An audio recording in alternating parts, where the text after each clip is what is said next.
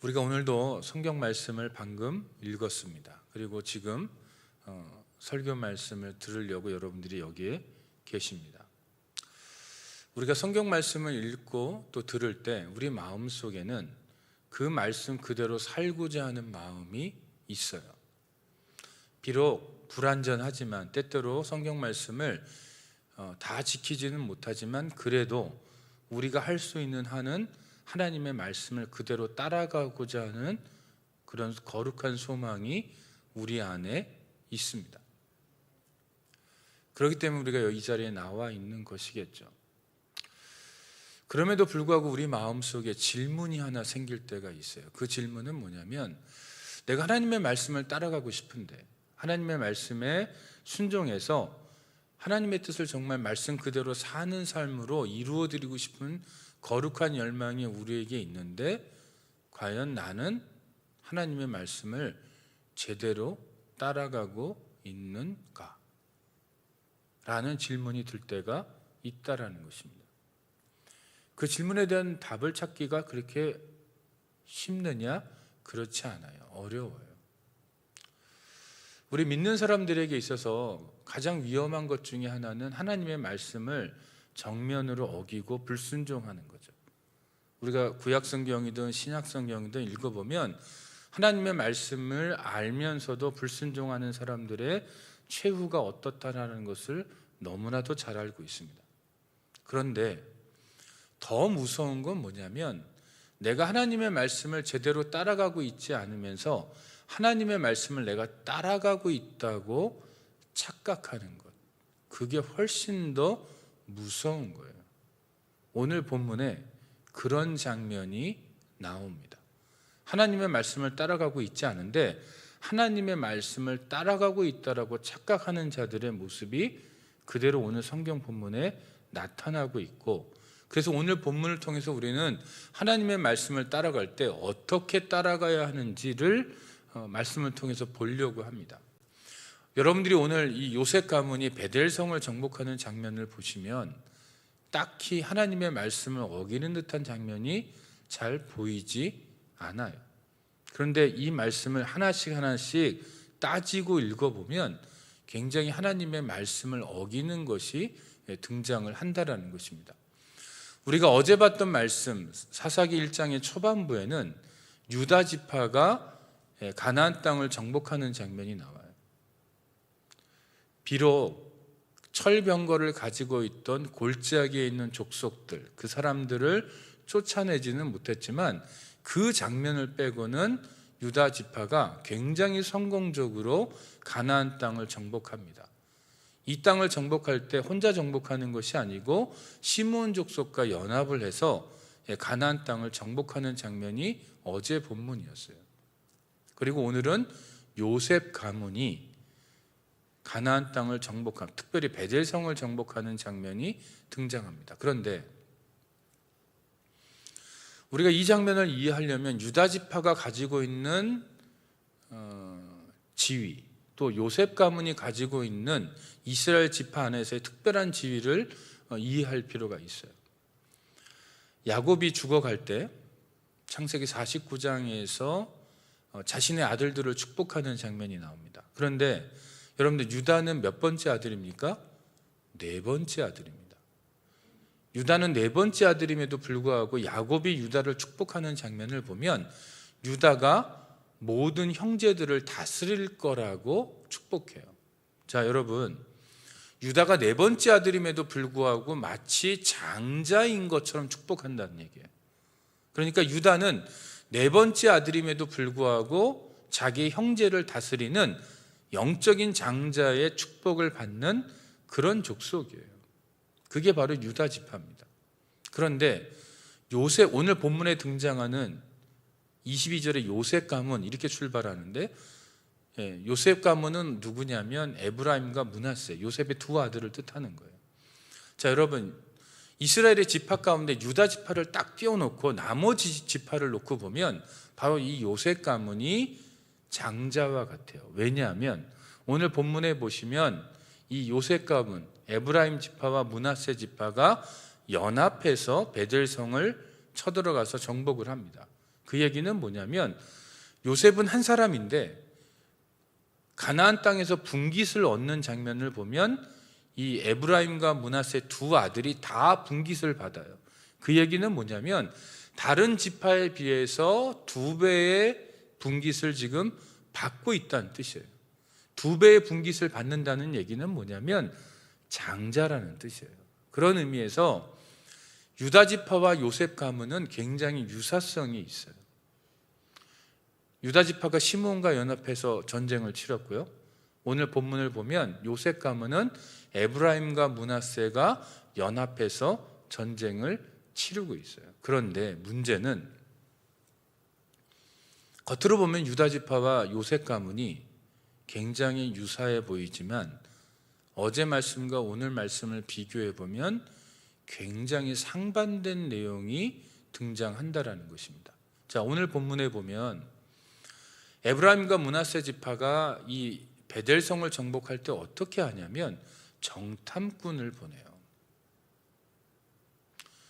정탐꾼이 가서 정탐을 합니다. 한 사람이 베델성 바깥으로 나와요. 그 사람을 붙들고 부탁을 해요.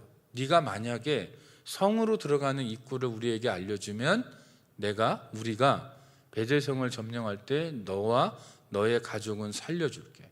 그리고 실제로 베델성을 점령하고 나서 그 사람과 그 사람의 가족들을 살려주는 장면이 오늘 본문 가운데 등장합니다. 자, 여러분, 이 장면 어디서 많이 보지 않았어요? 어떤 장면이에요?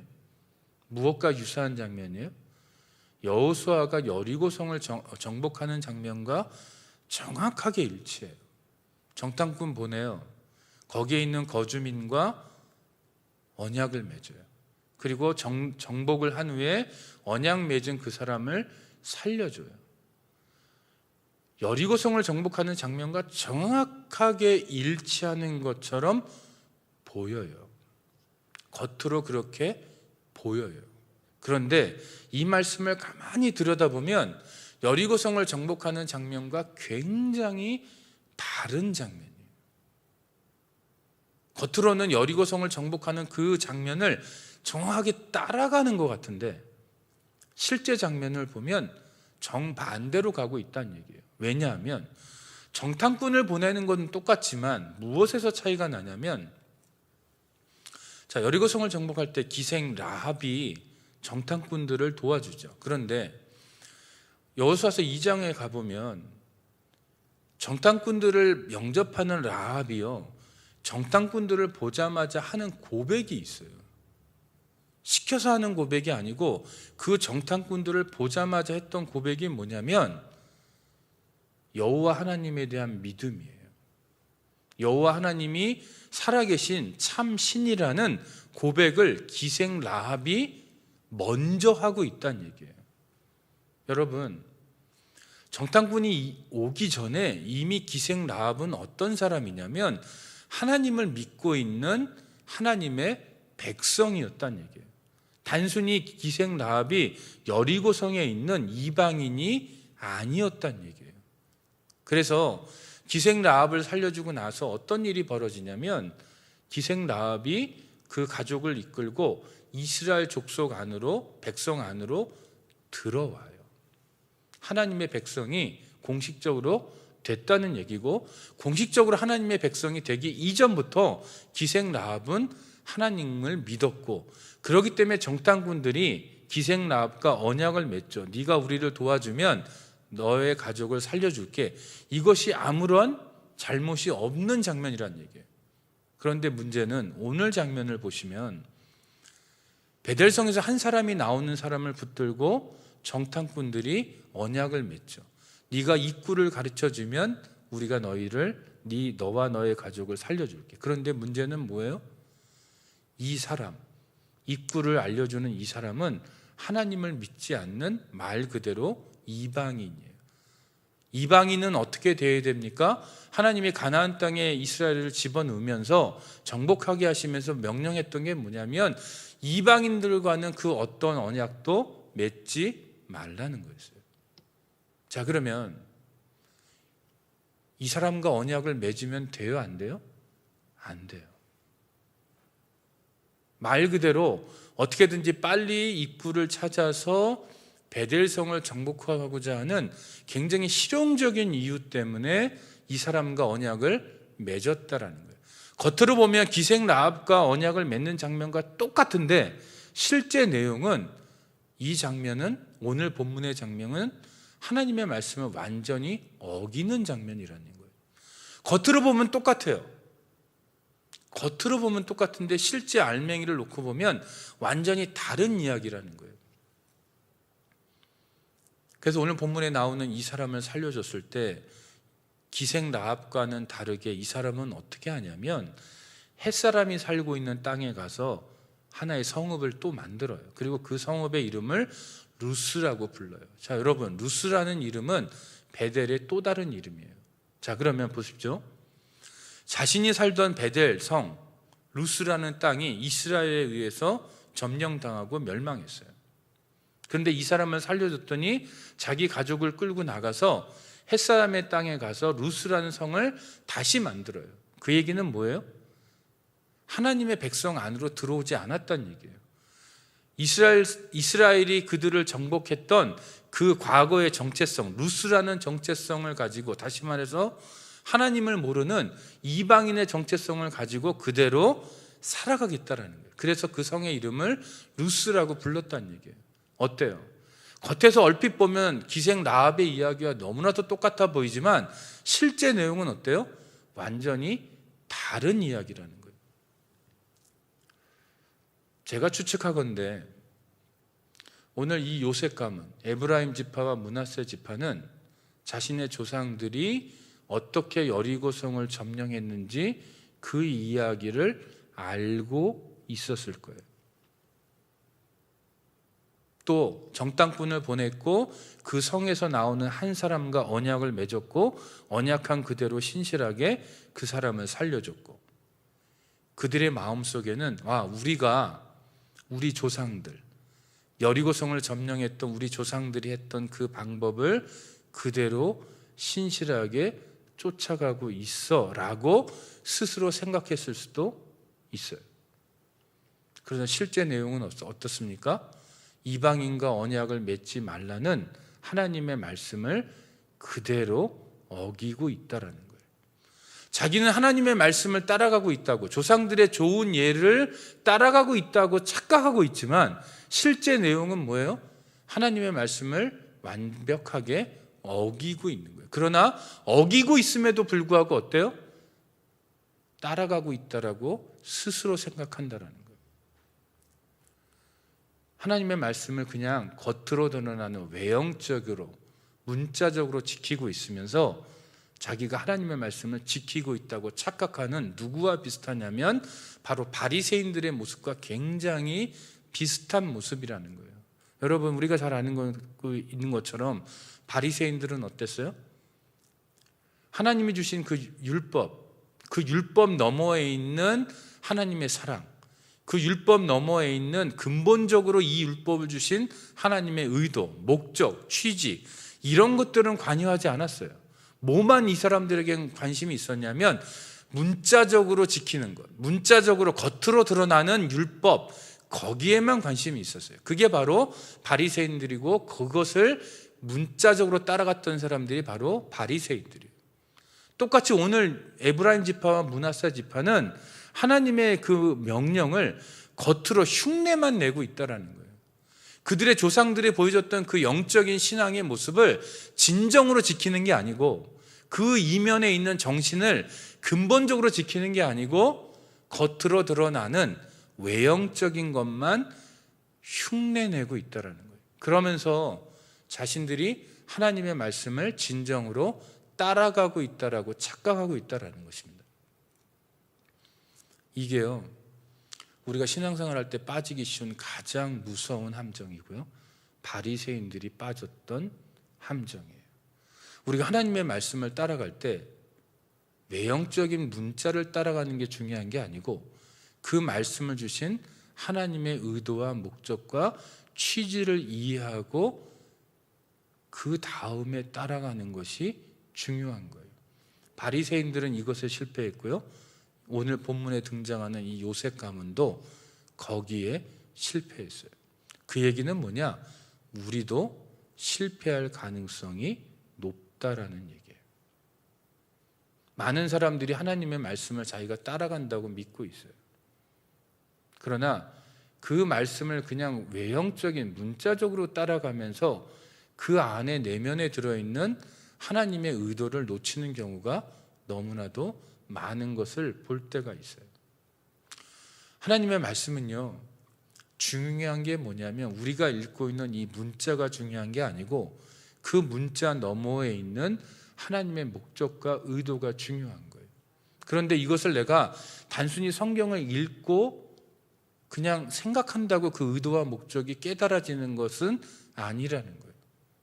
그래서 여러분, 계속해서 성경을 공부해야 되고요, 계속해서 좋은 설교를 들어야 되고요, 그리고 계속해서 좋은 책을 읽어야 되는 이유가 뭐냐면 성경은 너무나도 깊이 있는 말씀이기 때문에 겉으로 드러나는 그것만 갖고는 성경을 충분히 이해할 수 없기 때문에 그래요.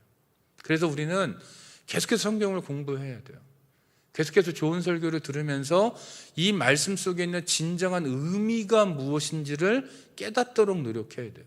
그렇지 않으면 얄팍한 신앙, 바리새인들과 같은 얄팍한 신앙, 오늘 본문에 등장하는 요셉 가문과 같이 얄팍한 신앙으로 그저 신앙의 외적인 것만을 따라가기가 너무나도 쉽다라는 거예요.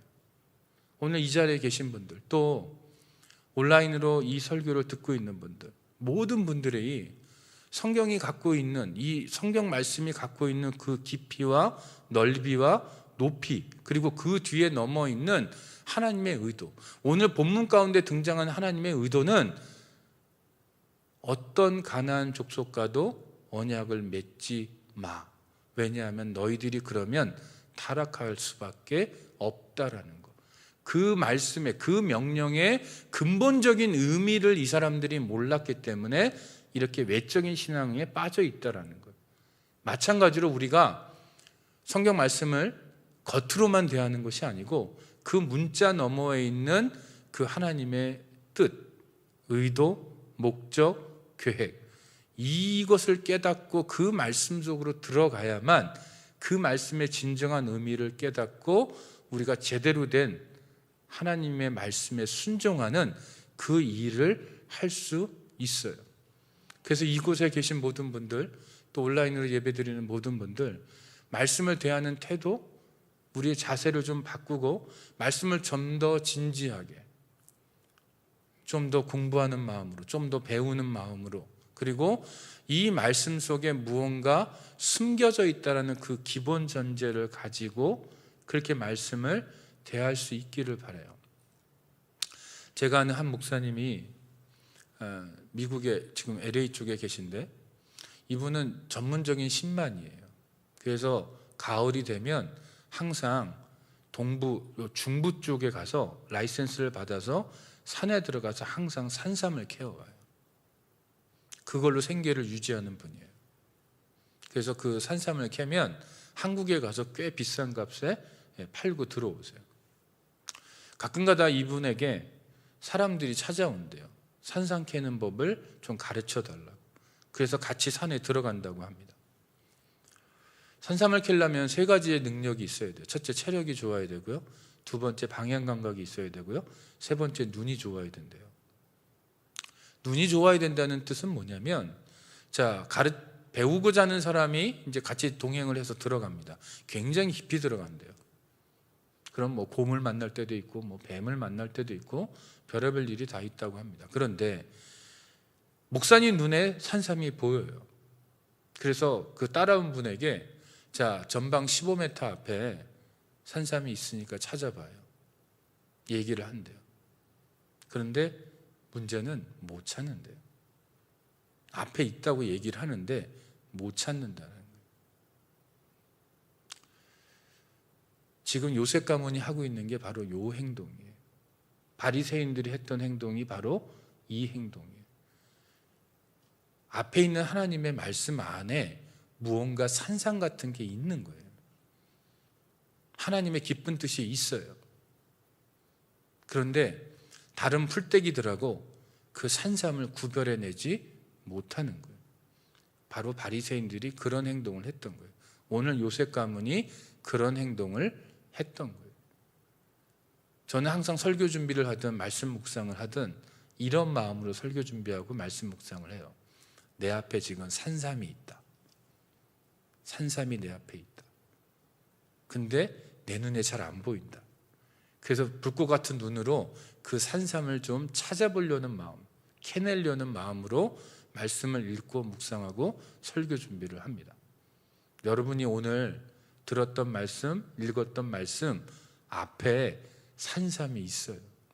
하나님의 뜻이 있고요, 목적이 있고요, 의도가 있고요, 그 말씀을 주신 취지가 있어요. 근데 이거는 눈이 있는 사람에게만 보여요. 그래서 아까 말씀드린 것처럼 성경을 공부해야 되는 이유가 여기에 있어요. 좋은 설교를 들어야 되는 이유가 여기에 있어요. 계속해서 말씀을 묵상해야 되는 이유도 여기에 있어요. 오늘 여러분들이 말씀을 읽거나 묵상하실 때 내 앞에 산삼이 하나 있다.